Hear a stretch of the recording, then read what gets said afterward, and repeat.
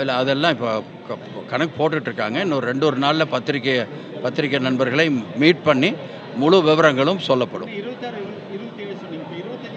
25, 26 இருக்கும்.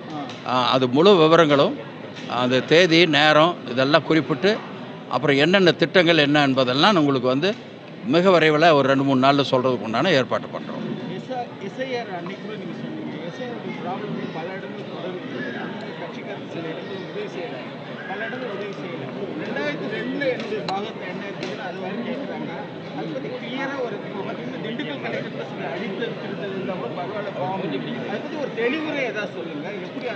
இல்லை இல்லை அதிகாரிகள்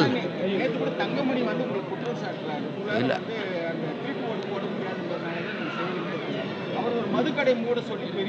இது வந்துங்க கோயில் மாதிரி இருக்கட்டுங்க. அந்த ஓட்டு போடுறதை பொறுத்த வரலுங்க, அன்றைக்கி வந்து அவங்க அந்த மாதிரி ஒரு திட்டத்தை கொண்டுட்டு வந்தது தப்பு. அந்த திட்டம் நாங்கள் வந்து அதாவது சரியான ஓட்டு மட்டும்தான் லிஸ்ட்டில் இருக்கணுங்கிறதுல எங்களுக்கு மாறுபட்ட கருத்து இல்லை. தவறான ஓட்டுகள் இருக்கக்கூடாது, இருக்க வேண்டியவங்களுடைய ஓட்டு இல்லாமல் போகக்கூடாது. இதிலெல்லாம் நாங்கள் தெளிவாக இருக்கோம்.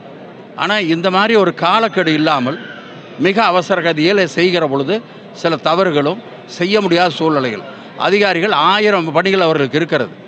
எனவே அவர்கள் அந்த பணியை விட்டு இதை செய்வது என்பது எவ்வளோ கடினம் என்று அந்த அலுவலகத்தில் போய் உட்கார்ந்து பார்த்தால் தெரியும். அந்த காலையில் அவங்க வந்து அங்கே போய் வேலை பார்த்து இதை வந்து பார்த்துட்டு மறுபடியும் நைட்டு போய் அந்த ஒர்க்கை பார்க்குற மாதிரி இருக்குது. எனவே இதையெல்லாம் ஒரு நிர்வாகம் புரிந்து கொண்டு செய்ய வேண்டும்.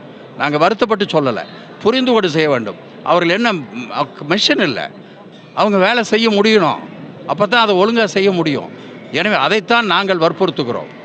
நிச்சயமாக இதில் வந்து திராவிட முன்னேற்ற கழகத்தையோ அதனுடைய கூட்டணியோ ஏமாற்றி விட்டு இவங்க வந்து இதை எஸ்ஐஆரில் பெருசாக ஒன்றும் பண்ணிட முடியாது, அந்த கற்பனையை அவர்கள் கைவிட்டு விடலாம் என்பது தான் என்னுடைய நோக்கம்.